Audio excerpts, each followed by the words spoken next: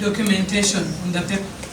When we checked with finance, when we checked with the local government, no single health center was paid money.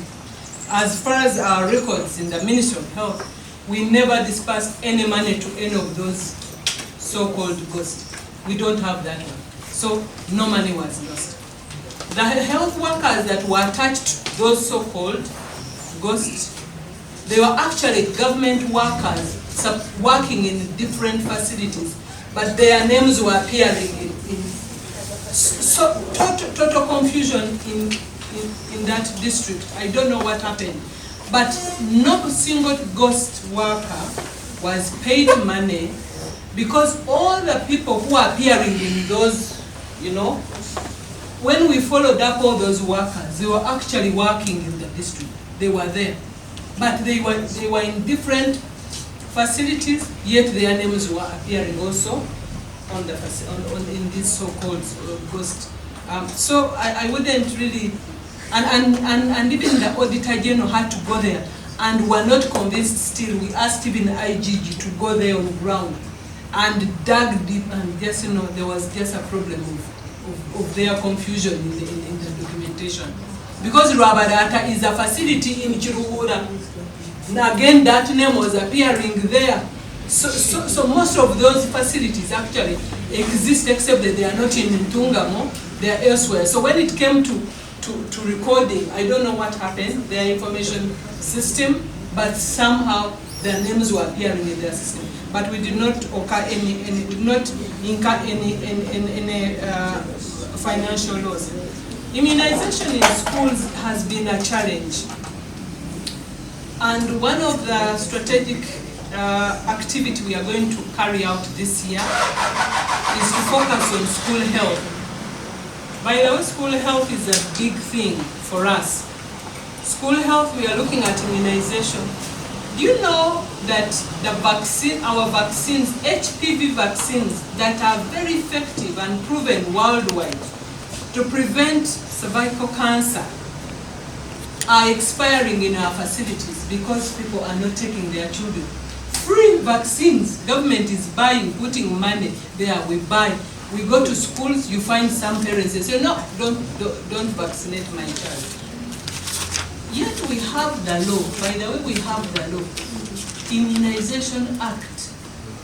I need to share, just in case you need.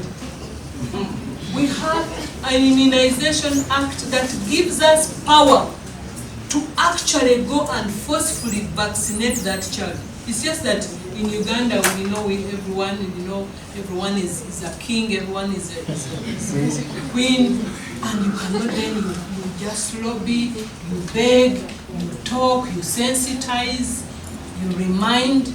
Those who accept, we go and vaccinate. Those who are not accepted, we continue educating. That's the role that journalism can help us to turn around, to talk about this vaccination, the importance of immunization and having an immunized society.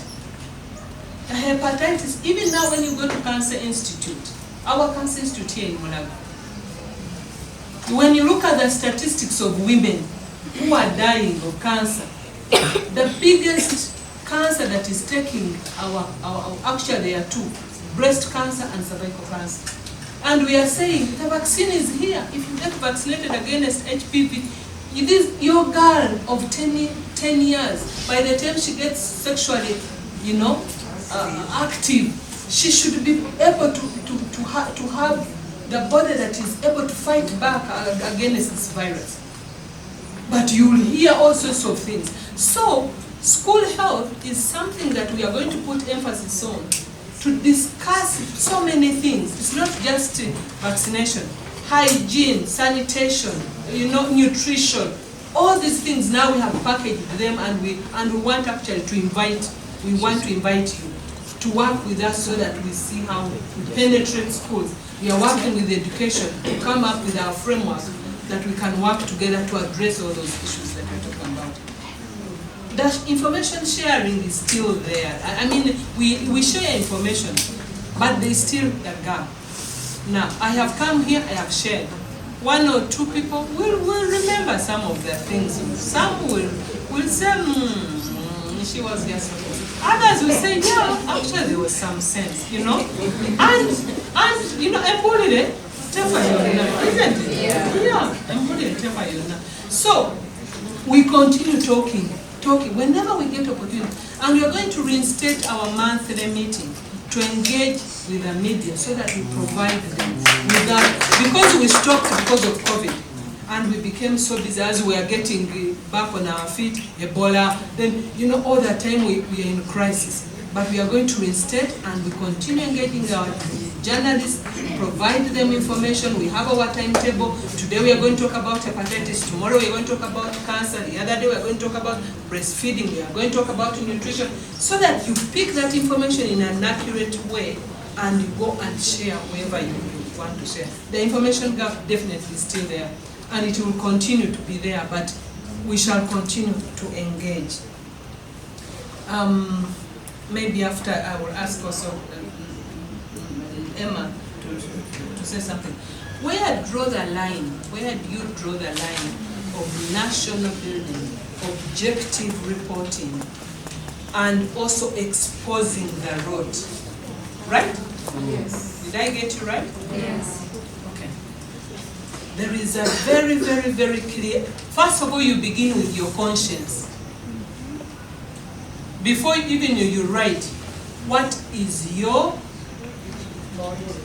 motive? That's the, you know, like when you are beginning to do your calculation, first principle, you first lay down the formula before you go into, you know, breakdown.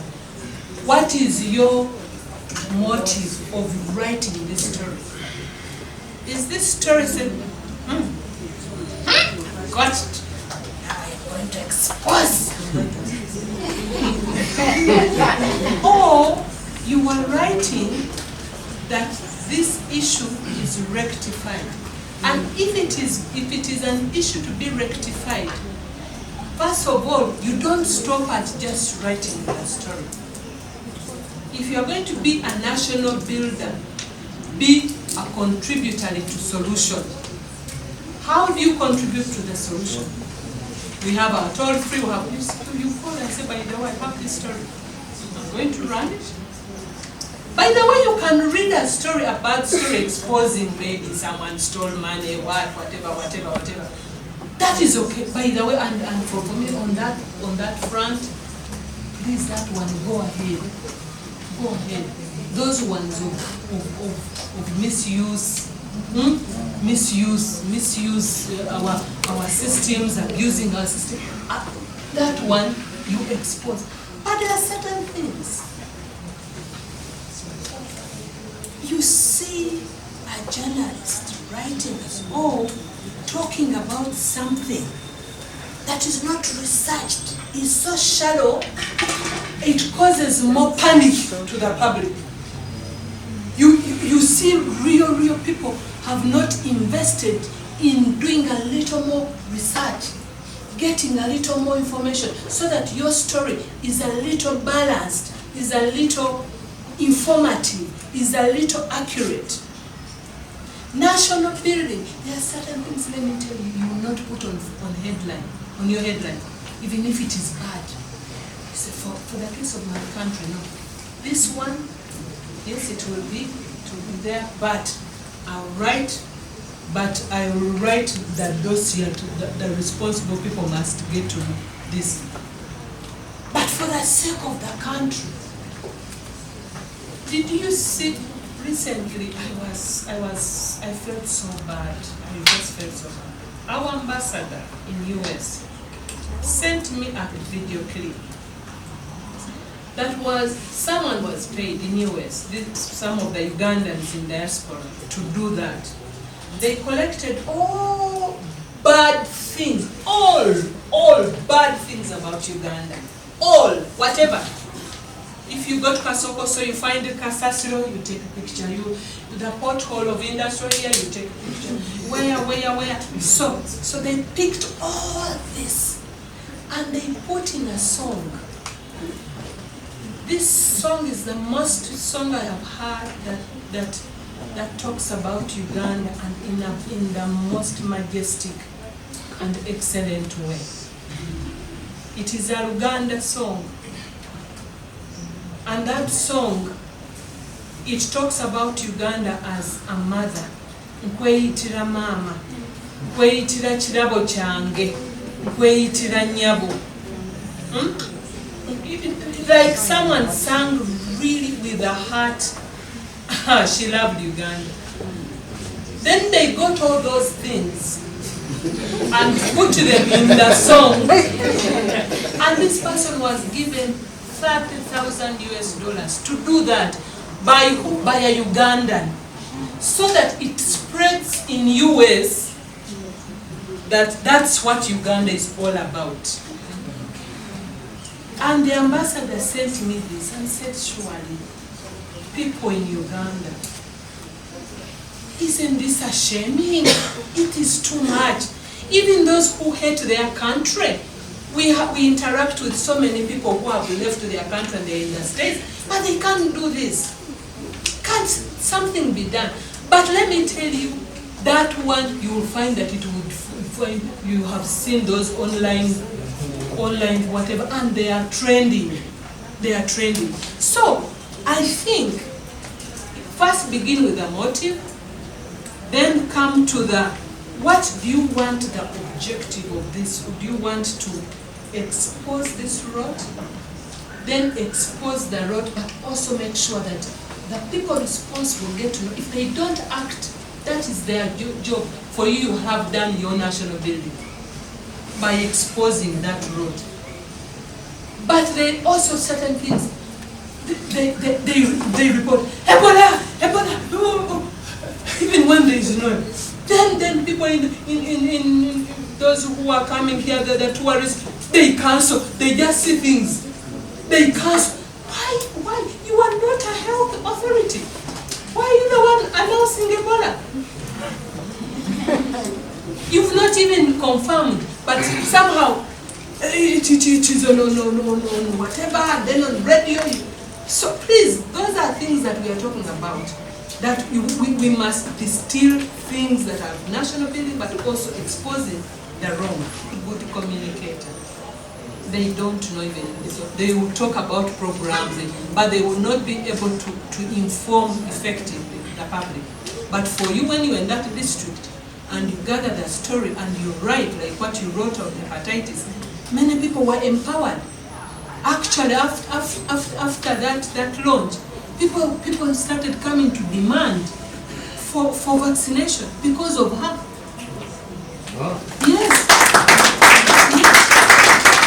So when you write positively and you rally people to use the service, and people come and they are using the service, that is what we call national building. Thank you very much.